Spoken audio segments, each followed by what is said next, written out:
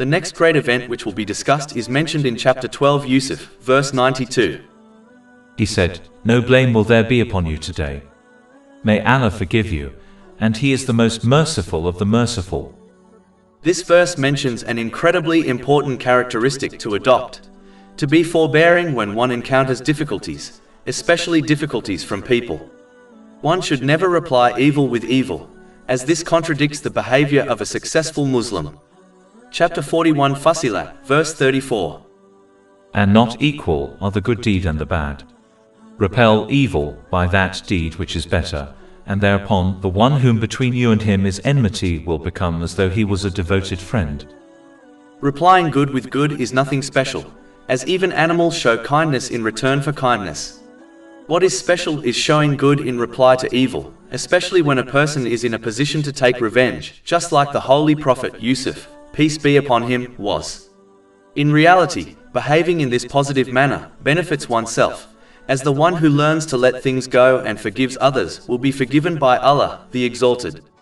Chapter 24 and Nur, verse 22. And let them pardon and overlook. Would you not like that Allah should forgive you? In fact, as proven by this great event, according to a narration found in Jami' at-Tirmidhi, number 2029, the one who forgives others for the sake of Allah, the Exalted, will be raised in honor by Allah, the Exalted.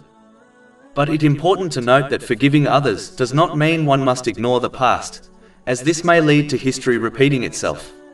This is why the Holy Prophet Muhammad, peace and blessings be upon him, advised in a narration found in Sahih Bukhari, number 6133, that a believer does not get stung from the same hole twice. Instead, one should forgive others in order to please Allah, the Exalted, and be careful in dealing with the person again, so that they avoid putting themselves into a vulnerable position while continuing to fulfill their rights according to the teachings of Islam. In addition, this great event indicates that a person should not believe they are superior to the people they have forgiven, as in reality the superior one is the person who is forgiven by Allah, the Exalted. The one who adopts this type of pride and reaches the hereafter with it will enter hell, according to a narration found in Sunan Ibn Majah, number 4174. Finally, this great event indicates that a person should never lose hope in the mercy of Allah, the Exalted. As long as a Muslim sincerely repents and strives to be better, they should hope for forgiveness.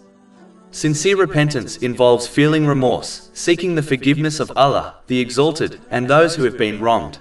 As long as this does not lead to further problems, promising not to commit the same or similar sin again, and making up for any rights which have been violated in respect to Allah, the Exalted, and people. But a Muslim should not continue sinning without trying to change and still expect Allah, the Exalted, to forgive them, as this is not hope, it is merely wishful thinking which has no value in Islam. This has been explained in a narration found in Jami' at-Tirmidhi, number 2459.